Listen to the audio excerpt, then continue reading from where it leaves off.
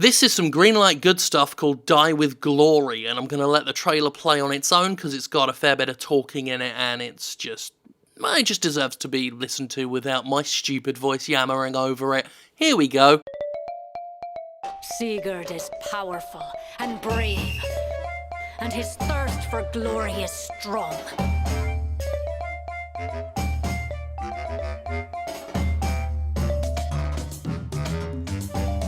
Were his friends by his side? Was he alone against many? He never cared. No one could defeat him.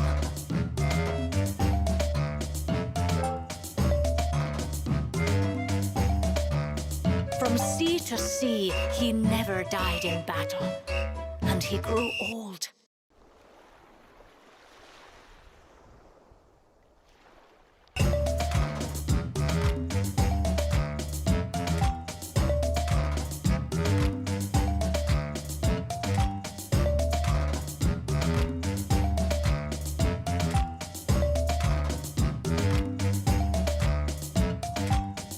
Let this be the final campaign of Sigurd the Redbeard.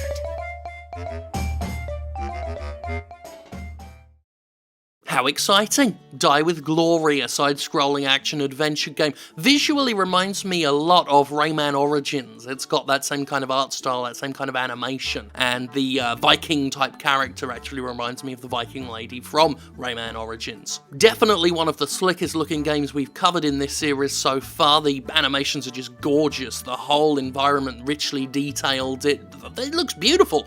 Looks absolutely beautiful, and the gameplay itself don't look half bad either, which of course is the most important factor. Also, I really like the logo, the sword red going through the words. I mean, that's neither here nor there, any game can have a good logo, but then again, a lot of the crap we cover on Steam Greenlight can't even do more than a white block with some black text in it, so the fact they have actual artists and graphic designers speaks volumes about the promise Die With Glory may indeed have. So let's check out the deets of this game, which was recommended on the Jim Sterling subreddit by Spectro Soldier, thank you very much. Let's take a look-see. Die With Glory is an action-packed adventure game with a rich, non-linear storyline where your ultimate goal is to die. Sigurd is the old Viking who has been a warrior all his life and has never lost in battle, now is ready to die with glory and go to Valhalla. So the idea is that as Sigurd you're trying to find a worthy opponent, someone who deserves to kill you, played on that whole Viking idea that dying in battle is the only way to die. They say their world is tiny but diversified, it's full of hard challenges and characters and unique weapons.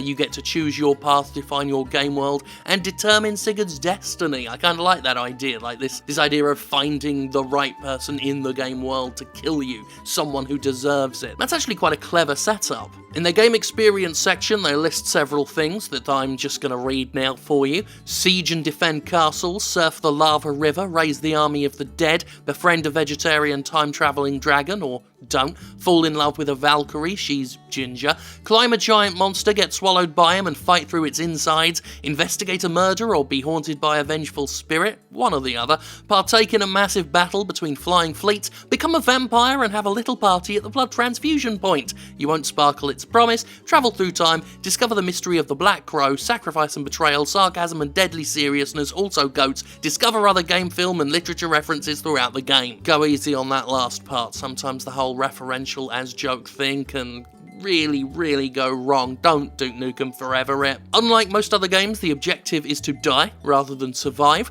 They have a non-linear storyline served in brief episodes, apparently. They got simple core gameplay, diversified experience. They say that that's the second time they've said that. This idea that what they're doing is small but diverse. So it's not a huge open game world, but there's a lot to do in it, which frankly I find more important than something like Far Cry that says we've got 6,000 square feet of game. But you're like, but I'm just doing the same repetitive shit in this giant map, you know? Or again, like No Man's Sky. So don't tell me how big a world is, tell me what I can do in the world, please. And they promise goats that aren't what they look like. Good. No Kickstarter or anything for this one. This one seems good to go without anybody's help, except of course for the votes to get it onto Steam through Greenlight. And I feel very confident about this. Love the way it looks, I like how it seems to play, looking at the trailer, and I love the premise. I really love this premise of finding somewhere to die. They've said something I've been talking about with big open worlds for so long, that little rant I just said a few moments ago. They're not building something massive, but they're building something with which you can do a lot of stuff, and that's cool. So, great greenlight page, good presentation, solid trailer. I think this one's going to be a winner.